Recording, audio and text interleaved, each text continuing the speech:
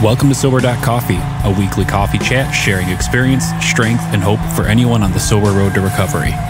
You can download Sober.Coffee weekly on all podcast platforms and check us out on Instagram at Sober.Coffee Podcast and on Twitter at Sober.Coffee Pod. To learn more about us and to help support these sessions, visit online at Sober.Coffee. Here are your hosts, two guys on their own path to recovery, Mike and Glenn. Let's join them at the coffee shop. Monsieur H. Hey, man, why in the world do we pick these early AM sessions? Oh, because we love it. Because we used to be up. It used to be the tail end of the night. So Yeah. All right, good point. Yeah, it Great. wasn't foreign for me to schedule something at 7 in the morning. I figure I'd be right on the heels of a buzz. Really good point, and certainly want to thank Brian, our podcast engineer, mechanic. Yeah, good he's stuff. a rock star. He keeps the coffee shop open.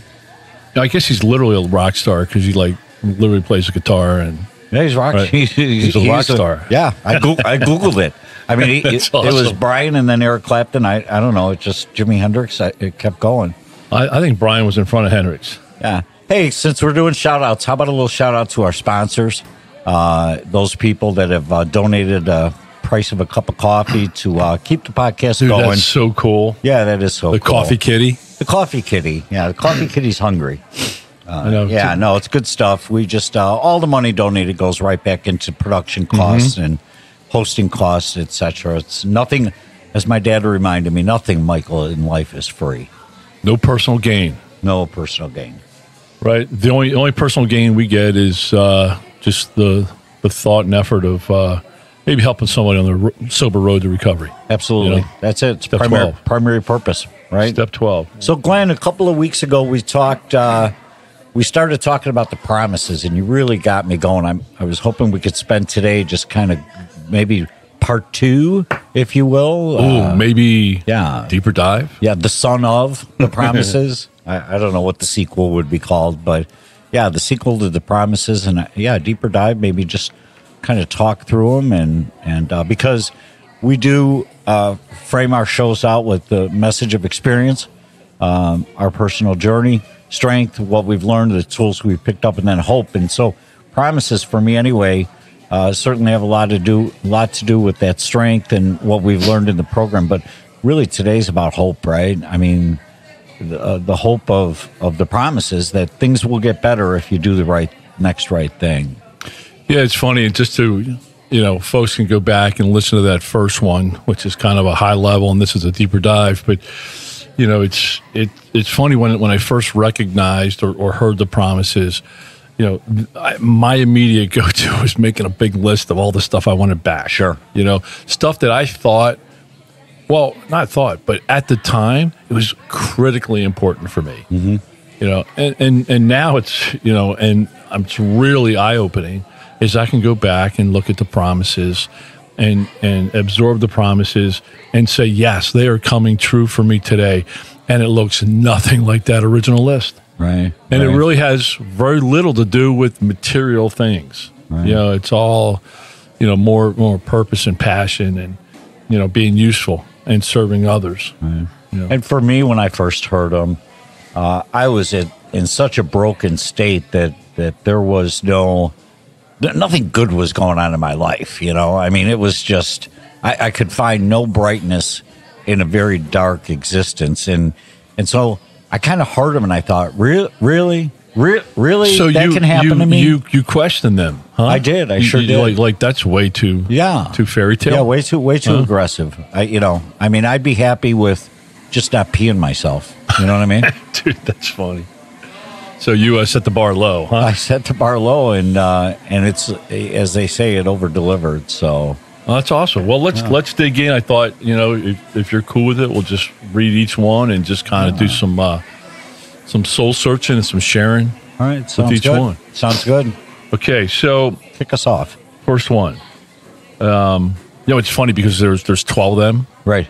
Maybe there's 12 steps. Maybe there's 12 traditions. I don't. You're 12 is probably a good number, but when we read them, to me it looks like all one big paragraph, right? Right. But as we break them out here, there's actually 12, and we're going to separate them. So the first one is if we are painstaking about this phase of our development, we will be amazed before we are halfway through. Wow. Love that right there. Love that right there. I mean, painstaking. It doesn't mean... I don't love painstaking. Well, you know, I don't love didn't. pain. I didn't either. But there's that old Jim line, and for those that have seen a sketch of Mike on Sober.Coffee, you know, I'm no Jim hog, but you know, no pain, no gain, right? So you do have to, in order to stretch yourself, you need to experience a little bit of discomfort. And the word they chose there, and words do matter, is, you know, if we are painstaking about this phase of our development. And, you know, the thing is, the phase of the development they're talking about is working the steps. That's the phase of the development that they're referencing is that you have to be painstaking about, is working the steps. Does that make sense? Yeah, no, totally. And only through, you know, having coffees with you did I realize the phase of development were the steps, right? Because when I first read this, you know, and again, I work, when I work with my guys, I have them really analyze these 12 steps word by word. Mm-hmm. and you're right, words matter, right? But, you know, first thing, I saw the word painstaking, and to me, that's painful. I don't like pain. Mm-hmm. You know, the phase of our development, I'm thinking, you know, well, I'm amazed before we're halfway through. And I'm like, well, I thought we weren't ever finished, mm-hmm. you know, the steps. And we aren't, right? It's more of it's a journey, not a destination. But as you pointed out, yeah, it's 12 steps, you know, and I sit there and say, before we're halfway through, that's 4 or 5, right? Mm-hmm. And they're amazing steps. Mm-hmm. You know, they're all amazing, you know. But yeah, that's when I started to notice. 3 was when I really started to notice, hey, something's going on here. Something's happening, right? Yeah, right. Something's happening. I spent a lot of time on 3. And again, my pessimism, you know, at the end of that sentence, it says, we will be amazed. Amazed. I just circled the word amazed. Yeah, you know, it's like, okay, you're making a big promise here. You better deliver, because I'm vulnerable. I'm hungry for change. You know, go ahead. I dare you. Amaze me. Yeah, and I know you, and you know me, and we both have high definitions of the word amazed. I mean, right. we have high bars. Mm-hmm. So if you use the word amazed, I'm expecting a real wow factor, and boy, it's true. Okay, next one. You know, focused on our 18-minute show. This thing could be 2 hours. I know, right? Second one. We are going to know a new freedom and a new happiness. Freedom. I think we talked a little bit about that, didn't we, in the early steps? Mm-hmm. You know, I have a freedom now. I joked when we started out about, you know, not peeing myself. I have a freedom to actually use public bathrooms in a responsible way. It's a lot of people take that for granted. Yeah. You know, I do though, Glenn. There's such a sense of freedom in me. I don't have to worry about where I've hidden the bottle. I don't have to worry about what I lied, what lie I said to cover up a previous lie, that covered up a previous lie. You know, there is a freedom for me now, and it wasn't easy at the beginning, but there's a freedom for me now to live life authentically. Yeah, you know, when we use the word freedom, you know, and I'll stay away from that word happiness, because as we've talked, you know, sometimes I'm still trying to find that, right? Mm-hmm. I'm just trying to define what happy, you know, it goes back to those feelings, right? Mm-hmm. And feelings can be a crazy thing. But freedom, I understand that. Mm-hmm. And as you mentioned, you know, while you were drinking, and I mean, I just can't, the mental anguish that I went through over my drinking. And, you know, it was, hey, okay, I'll drink today, I'll stop tomorrow. I can't tell you how many times, I can't even begin to count, 500, 800 times, 1,000 times, I have no idea. But the mental anguish of the gymnastics, the mental gymnastics that it took to drink, of when am I getting that next drink? Who am I going to hide it from? What lies do I have to tell? Who do I tell what lies to? You know, and it was just crazy. So yeah, I live life today a lot freer. Doesn't mean I don't have responsibilities. Sure. I mean, but just mentally, I know I'm playing from the right fairway. I still have to deal with shanking the ball. My ball lands on the sprinkler head. You know, I can still hit the ball out of bounds, but it's so freeing knowing that I'm at least playing from the right fairway. Right. And I wouldn't mind tapping the word happiness for a second. And I know it's an emotion, and you can't trust your emotions, you know. But the everyone's well, then help me define it. Well, I tell you what. Look at my face. What am I doing? You're smiling. I'm smiling. You know. Wait. Yeah. I have half a smile. Does that mean I'm getting to be happy? No, I've got twice the dentist you have. That's the key. I spent a lot of money. I have to get my dentist to sponsor the show too. I know, right? I spent a lot of money on these. I'm not teeth. sure what island he's on this week. But you know, but I didn't smile before. I didn't smile. There's something inside me that wakes me up in the morning now that my face angles up and not down. There's something that happens, this inherent feeling of joy. And again, you know, I don't want to. This isn't rainbows and puppies and unicorns. You know, I've experienced in my sobriety tragedy, real human tragedy, including death. But there is in fact a happiness. There's a happiness as life unfolds in front of me that it was non-existent since I was probably 5 to 10 years old. I just didn't look at life with advantage of happiness. So to play around with that word, I'm thinking out loud here.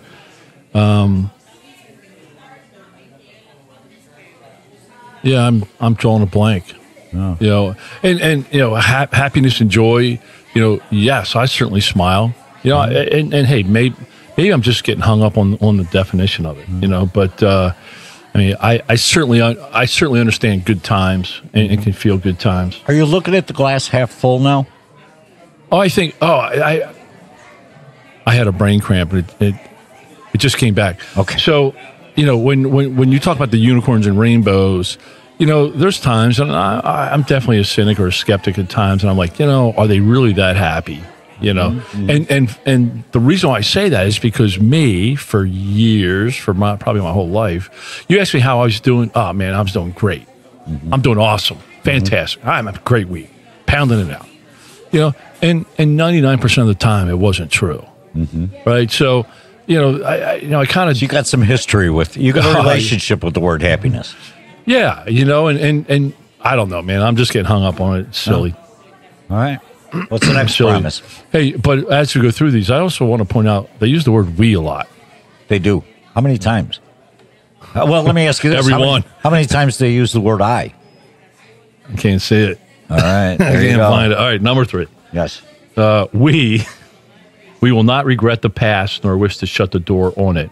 We will comprehend the word serenity, and we will know peace. Wait, did you just do 2?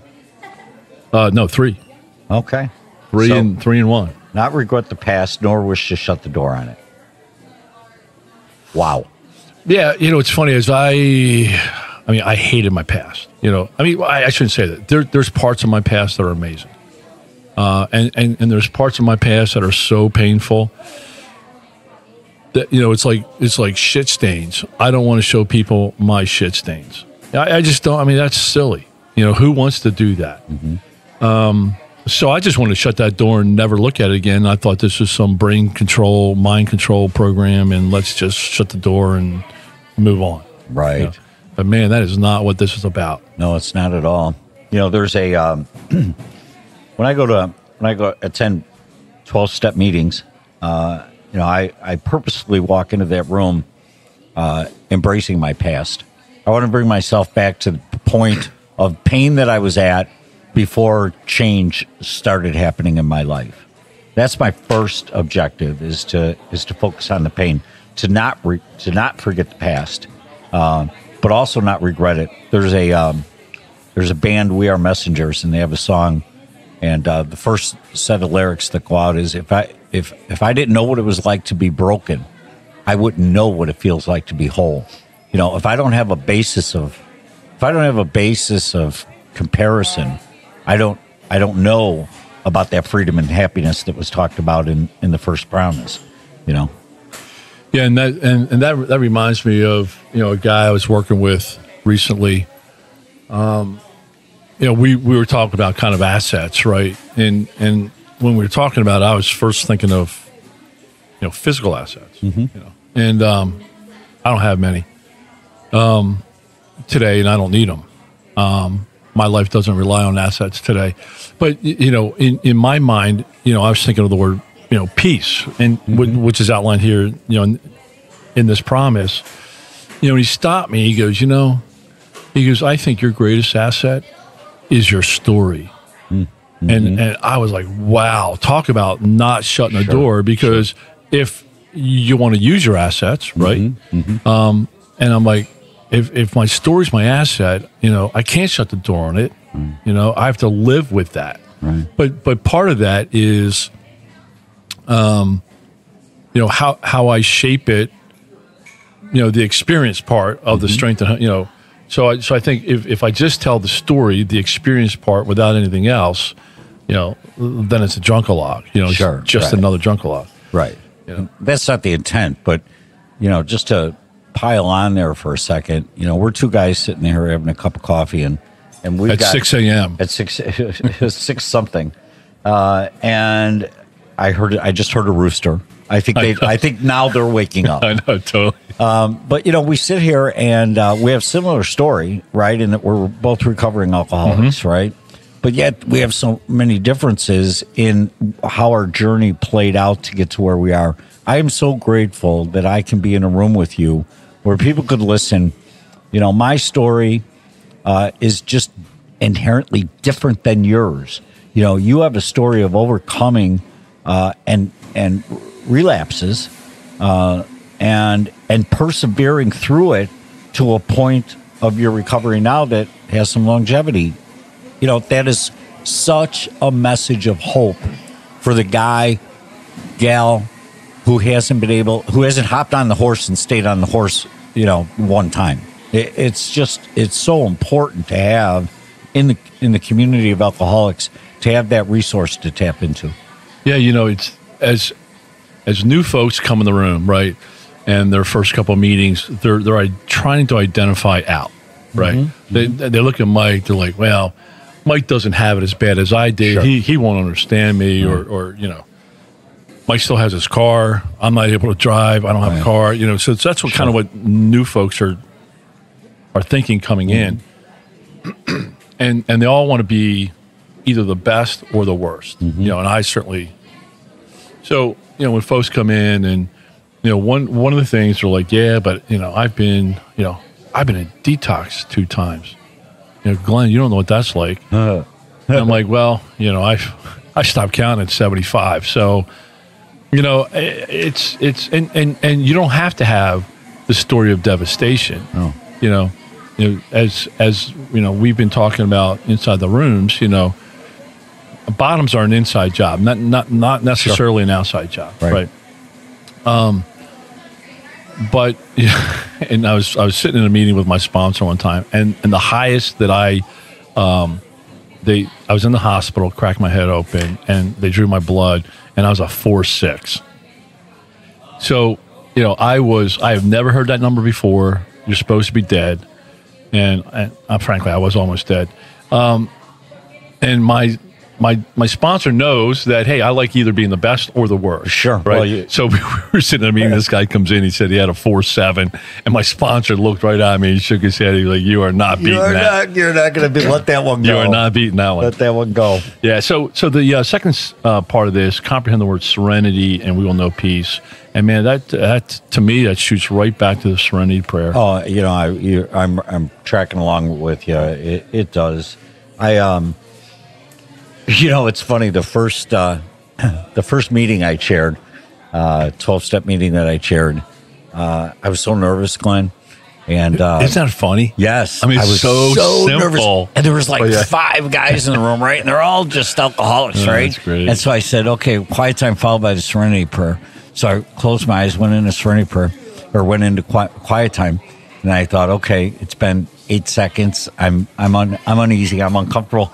So I went to say the serenity prayer, I forgot how it started.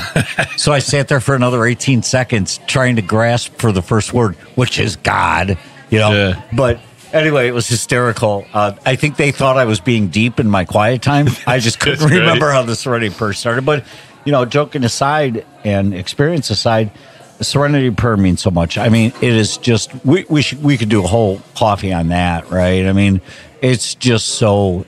I think we should. Yeah, it's just such a beautiful prayer. I use it in times of challenge often, and so to reuse that word right, serenity, that is something that is attained through using the tools of the program. Yeah, and then that word peace, and there it goes. That is something that I can define. Okay, I'm still working on happiness, but I have peace nailed. And the way I define peace is a moment in time or a snippet of time where everything in this world just seems right, just seems okay. Right. Not super bumblebee fantastic, as my daughter used to say, but hey, it's just lining up. Right. It's like sitting in the middle of the fairway and the beautiful day and everything's going your way. And frankly, it doesn't all have to be going my way. I can have a moment of peace, and I'm right in the middle of a big shitstorm. That's the trump. And I'm amazed. Going back to that one, I'm amazed, and I'm like, you know what? This crap used to send me sideways, and here now, I use the word snippet because it's 5 minutes, it's 3 minutes, it's 8 minutes.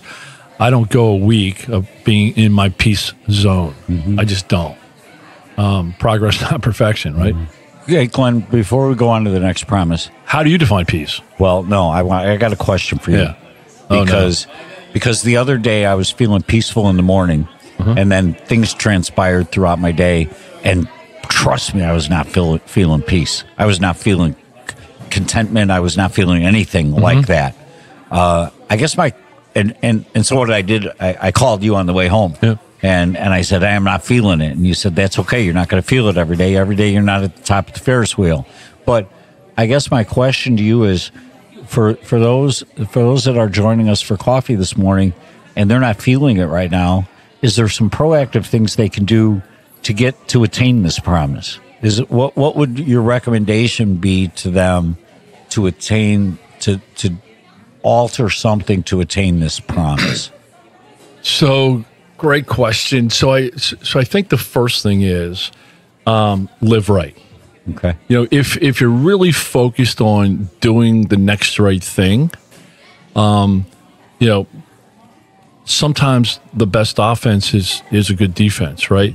So if you're living and focused on doing the next right thing, you're not piling on a bunch of new crap. Okay. So when I was drinking, I mean, I piled on so much new crap because of my drinking, because of how I was living. It was an endless cycle, and then I didn't like all that new crap, so I drink more to escape from that crap. So working the steps of this program, having the, experience, strength, and hope, and, walking on the sober path to recovery, you learn to live life differently. And for me, that meant stop piling a bunch of crap on. Okay. New crap on that I can control. Right. Because that's a majority of the problems and issues in my life are stuff that I can control, and yet I piled it on myself. So that's the first thing. Second thing is, I'm just very aware. I'm very aware. I use the first wheel and I laugh about it, but man, I use that every day. I'm just aware of where I'm at on the first wheel. And I know factually, if I keep doing the next right thing, that first wheel moves. And when I'm on the bottom and I'm seeing those people and they're like, get off, and I'm looking at the trash down the bottom and somebody threw up, and I don't like that. Nobody does. But what I know is if I keep doing this, I have enough proof at this point. If I keep doing this, I will get through that. I will suffer better. And, I have a big, sexy first wheel car because there's people in the car with me, and I have tools. And, we should spend a session, talking about tools, but I have tools in my toolbox to get me out of that, to get me through that zone. And I've been in some crazy zones lately. just crazy zones. And I'm like, for the last couple of weeks, I've been going back into my past, not from a benefit of a story, but because, I go back to my should haves. I should have. I wish I had. Boy, I go in that, remorse and regret. And then I start feeling shame and guilt, and that used to bury me. But now I have tools, and it's through working this program. So I'm not sure if I answered your question. Yeah, you did. I think what I heard you say is, number one, act rightly. Act rightly, because you'll at the very least you can have hope that the situation isn't going to get worse. Then the second thing I heard you say was use the tools of the program that you pick up along the way, and if you practice them, they should be pretty. If you're living them every day, they should be pretty omnipresent in your head. You can tap into those. And then the last thing I think I heard you say was perspective. That it's how you look at things. Don't let the head trash, as you like to say, muddy the reality of the situation. All right, thanks. What's the next premise? All right, next one. Number 4, no matter how far down the scale we have gone. Yes, boy, we can see. Well, that's all it says. We can see how our experience can benefit others. Yeah, that's actually, they actually grouped that into number 5. Oh, okay, gotcha. So okay. no matter how far down the scale we have gone. Okay. And when I hear that, the first thing I think of is bottom, right? Mm-hmm. Because we all like to talk about bottoms, and everybody's got a different bottom. Sometimes people think, well, you lost your car, you got a DUI, you're in jail, you lost your, family, etc. Boy, you really hit bottom. Mm-hmm. But sometimes bottom's an inside job. There's people I know that still have everything materially, but they are an absolute zero bottom on the inside. You know what the best definition of a bottom that I heard and I embrace? It's when you quit digging. Yeah. It's when you decide to quit digging. On my fateful day, I was tired of digging. I just couldn't dig deeper anymore. I laid the shovel down and said, "Uncle." Sick and tired of being sick and tired. That's right. Yeah. So I mean, bottom's an inside job. I go to a lot of meetings and people say, "Oh, there's a newcomer that comes in and they got 4 days and like, man, I'm here because I really hit my bottom." And I just look at my own story and I'm like, man, I said that 100 times. I just kept on digging. Right. There's plenty of room to dig. When the shovel breaks, just get another shovel and keep digging. Shovel. Right. It can get a lot worse. And we all talk about the yets. Yes. So the next one is number 5. We will see how our experience can benefit others. There we go. I'm going to go back. That's 12 step helping others. Absolutely, and that's where I find purpose. I find this promise. I didn't know it at the time when I first read it, but when it was first introduced to me, again, my expectations were, how are you going to deliver on something like that? How can you take the life that I had and make it advantageous for somebody else? And now it's my purpose, because I know that there is a path to recovery. And boy, for decades, I was desperately trying to find a path to recovery. And now I have it. And I want to go on the tallest mountaintop and tell people about it, because it's in fact the better way to live. Yeah, I love how you put that. And it's just so much of how we live today is not words, it's actions. Right. As you go through and your passion and the things that I see you do for newcomers, right? Sharing experience, strength, and hope, sharing your story with newcomers. It's amazing to see the crap that we went through. Sure. The crap that you went through, and I see how it benefits others, and I go back to that first word, amazed. Yeah, I know. I'm just amazed how an absolute shit show story can really benefit somebody else. That's right. And while you're sharing and benefiting them, you're being benefited. I'm being benefited. Oh, absolutely. Right? It's cathartic. And, the more I tell myself, hey, there's hope for you, the more I believe there's hope for me. Amen, man. Good stuff. Next promise. Number 6, that feeling of uselessness and self-pity will disappear. That one cracks me up. I didn't think that one was attainable at all. I have felt both of those words. Oh, and what a pit in the stomach. Not lately. No, not lately. But what a dig to the stomach. What a dig to it squashed any bounce that could possibly be in my step. Well, so many times in my life, I was useful to people, right? I was a strategy guy. I was a solution guy. You need a solution. You got a problem, call Glenn. Glenn comes in and fixes it. And then you get to the point where nobody wants to talk to you because you're so useless. And I'm specifically talking about my referring to my daughters. They're like, Dad, we want nothing to do with you. Mm-hmm. And I'm like, yeah, but I'm so valuable. Yeah, right. In my own mind. Right. Here's a check. Yeah. Right. And yeah, I mean, I personally was useless for a while. And then when the checks dried up, then I was totally useless. Right. I was useful. July 6th. You know what that day is? I can't wait to hear. Okay. It was the liquor store's owner's birthday. I know that. I can't tell you when my niece's birthday is, but I can tell you July 6th was stuff, my... man. Yeah, right. And self-pity. Yep, self-pity. Man, that was fuel for my alcoholic cycle. Mm-hmm. I felt so sorry for myself, the shame, remorse, guilt, self-pity, blah, blah, blah. Mm-hmm. And I hated those feelings. Mm-hmm.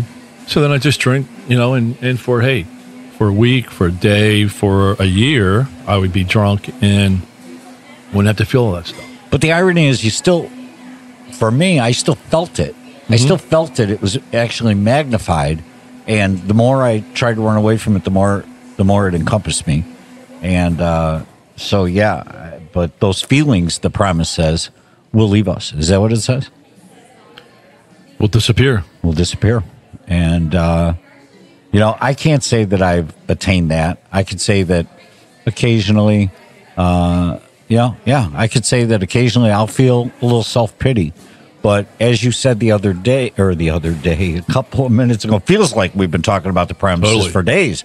What you said was that sometimes you still get there. You just have to you have to be conscious of where you're at mentally.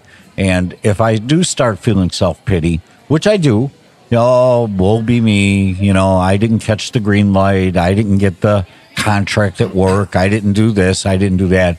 The reality comes into play that, I'm right kind of where I need to be and I'm moving in the right direction. Yeah, but doesn't that feeling of self-pity, yes, I mean, that's why it's progress, not perfection, but isn't it shorter? Oh, yeah. You don't wallow in it for hours, days, weeks, months. No, it was my... years. It was my constant decades. Companion. Yeah, decades. It was my constant companion. Yep. Nice, man. It will disappear. All right, next one. Number 7, we will lose interest in selfish things and gain interest in our fellows. That was a big one for me. Totally. I'm not even going to go into the selfishness part of it, but gain interest in our fellows. First of all, welcome to 1934 language. Totally. Hello, fellow. Hello, fellow. How are you? But words matter, though. I am so driven. I am so driven by the progress toward recovery of somebody I see struggling. My interest in their progress supersedes mine, and I think we've talked about it before. If I just get out of the way and if it's not about me and it's about helping somebody else, you tapped into it. It helps me, but that's not ever my intent. My intent is to help the next struggling alcoholic, but boy, it ends up helping me, exponentially. Yeah, going through these steps, I realized how self-absorbed I was the majority of my life. Aren't most people? Yeah, but man, or was that just my justification that I was just like most people in my selfish actions? So I was so focused on myself, I never measured what other people were doing. Wow. So that's a 40. That's a 4.7 right there. I know. Hey, you know what? And but today, and I mean, I can roll off a number of specific examples, where, and I use the word love, and my definition of love is when I care about you and your well-being more than my own. So with that definition, I also look at the selfish, my selfishness and how I gain interest in others.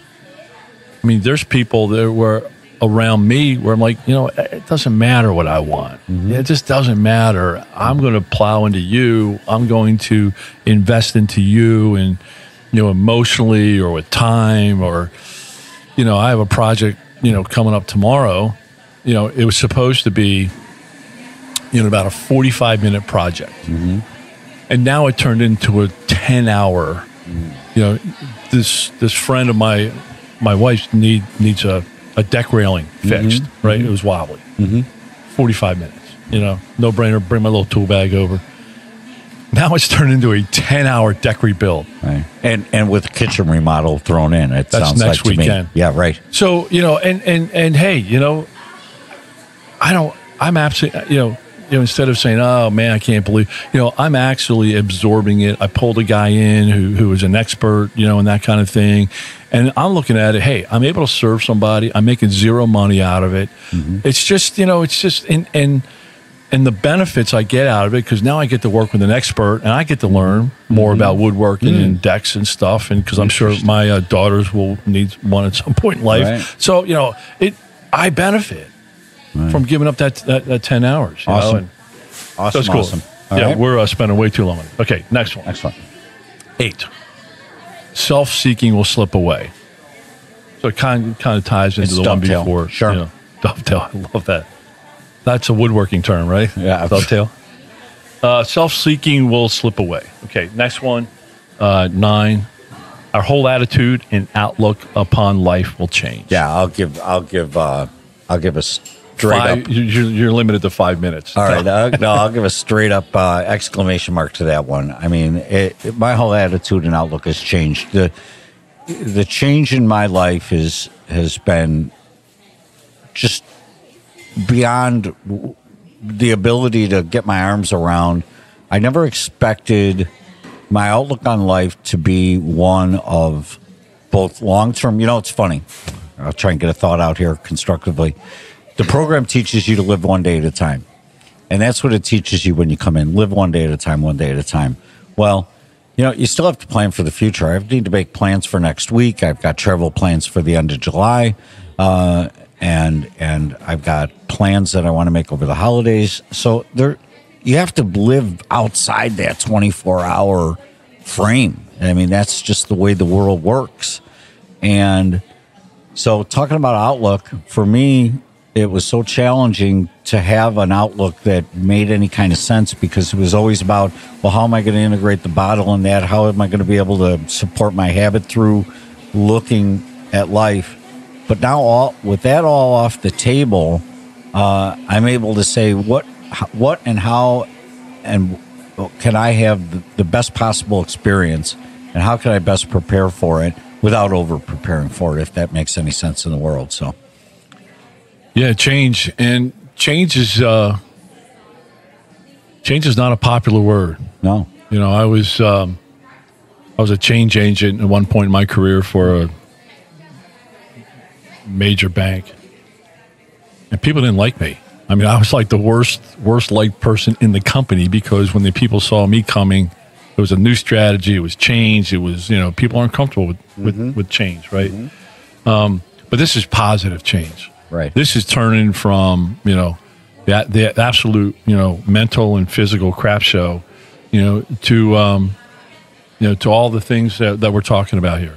Right. And I would say that none of the change that has happened in my life since I became sober is negative. I mean, nothing is happening worse to me. Again, I'm by my action, nothing is happening worse to me than it did before I became sober.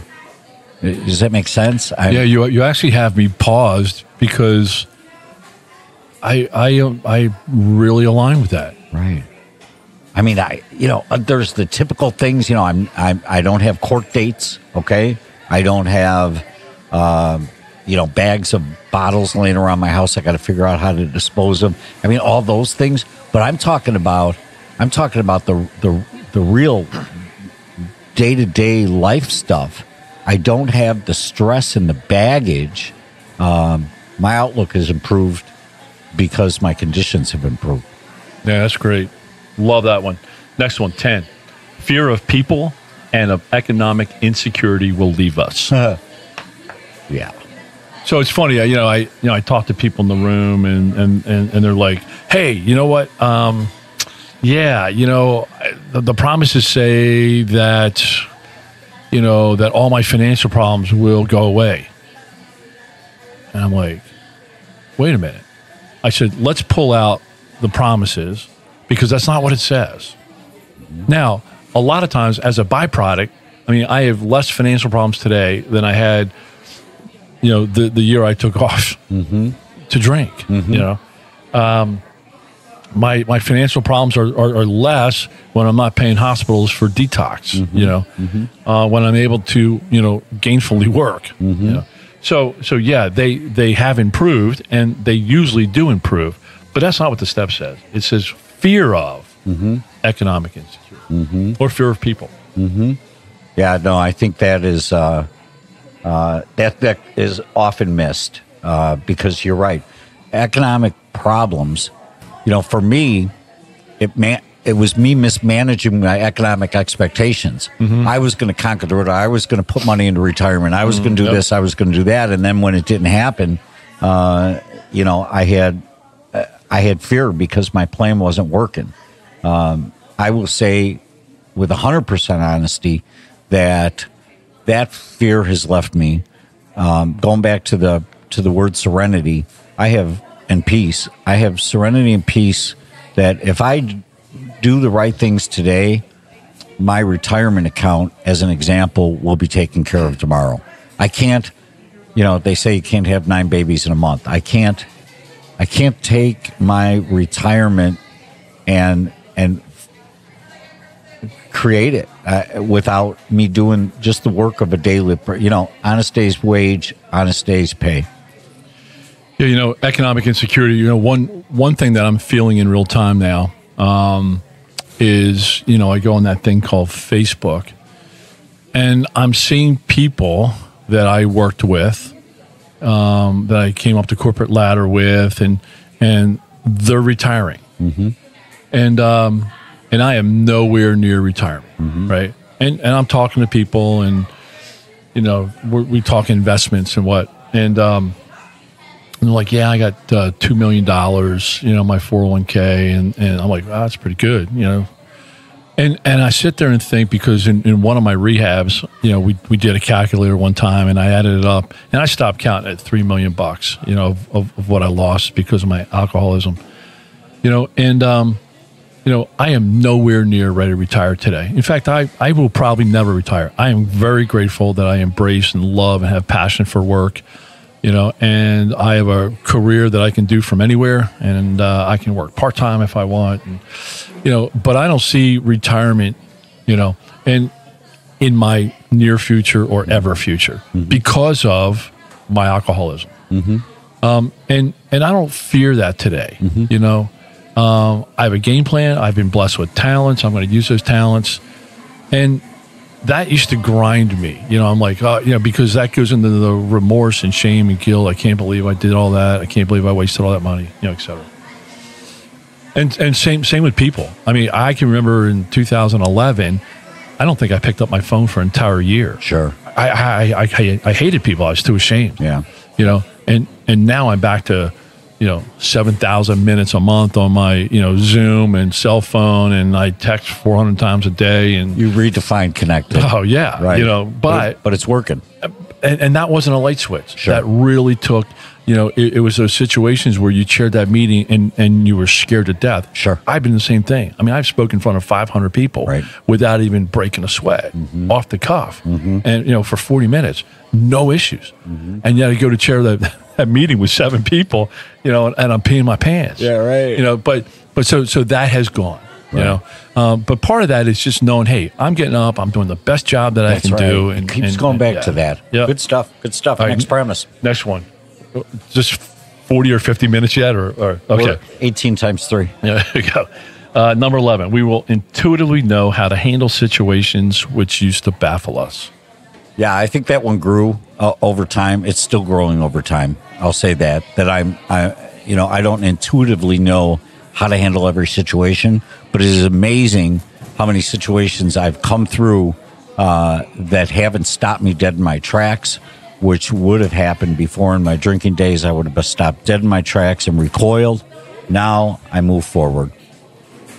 Yeah, I mean, it's, we live differently. Right. I mean, I have tools today, and that's why intuitively, it was very conscious for me for a long period of time. I mean, it was very, change for me is of this magnitude. Mm-hmm. If I change coffees, it takes me a couple of weeks to get used to it, right? Mm-hmm. But to go from a right-hander to a left-hander, for me, that is a long process because it's in my inner brain, the way I look at it. Mm-hmm. So the word intuitively, that means I just act rightly, right? Without having to think about it, without having to call my sponsor and say, hey, what should I do here? Right. My sponsor gets fewer calls today. Right. Because of the word intuitively. Plus he golfs much more. That's why he gets fewer calls. He gets a lot more voicemails. That is so hilarious. That is so true. It's which state is he in? Which state is he golfing in now? That's right. All right, take us home. What's the 12, right?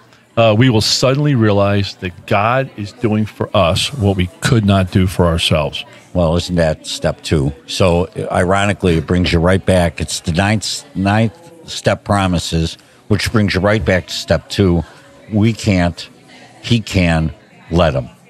It's amazing.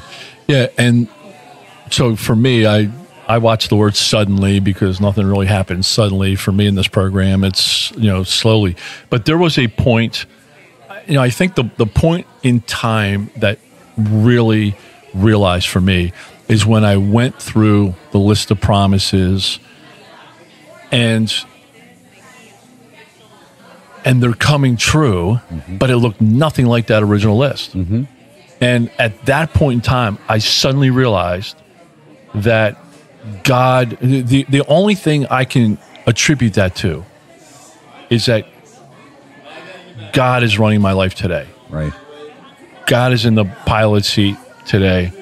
And I flying the plane myself could never attribute the results I'm getting today. Right. The only thing I can attribute it to is that God is flying the plane. I love it. So, maybe that was a suddenly realized, but no, that's fantastic. Yep, absolutely. All right, so that's 12. So let's bring it home with this last paragraph. Yeah, the last paragraph is really powerful. Yeah, and look, let's face it. This is the price of admission. I think that people have found out at this juncture that this was supposed to be one coffee. We ended up sitting in here for more than one coffee. Mm-hmm. We broke it up into sections. I hope everyone has a chance to, if you haven't heard all the sessions on the promises, go back. But go ahead, Glenn. Yeah, so are these extravagant promises? We think not. We think not. They are being fulfilled among us, sometimes quickly, sometimes slowly.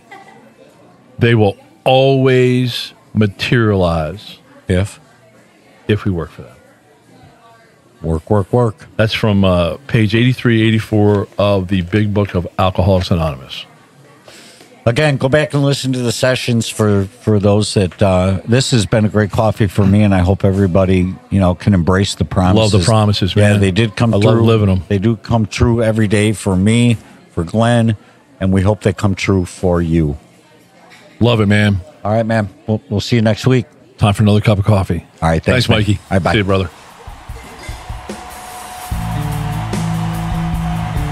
Thanks for joining us for today's coffee chat. To contact the show, email us at podcast@sober.coffee. If you need immediate help, the AA hotline is 800-839-1686. The National Suicide Prevention Hotline is 800-273-8255. Remember, Mike and Glenn are sharing their own journey on the path to recovery. Any suggestions, medical or otherwise, are their own experiences and should not be viewed as professional advice. See you next week, and remember, there is a solution. Stay